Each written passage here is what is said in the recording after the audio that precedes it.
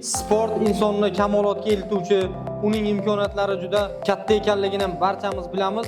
Shu jumladan sportni qirolichasi deganday shu yengil atletika sport turini tushunamiz.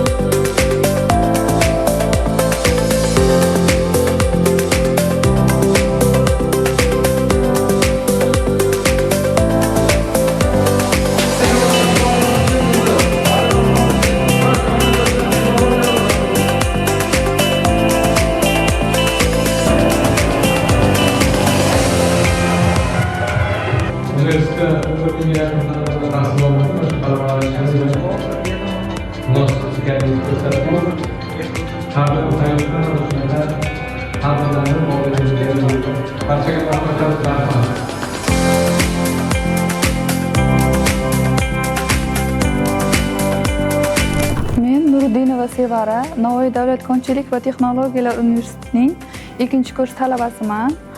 Men talaba yugur musobaqasida bugun 3-o'rinni qo'lga kiritdim. Sport sog'lik garovi, hammani sport bilan shug'ullanishga chaqirib qolaman. Men Ibrohim Ikrom, Navoiy davlat konchilik va texnologiyalar universitetining 3-kurs talabasiman. Men bu yugurish musobaqasida 3 yildan beri qatnashib kelmoqdaman. Har safar birinchi o'rinni egallab, o'rin olmoqdaman.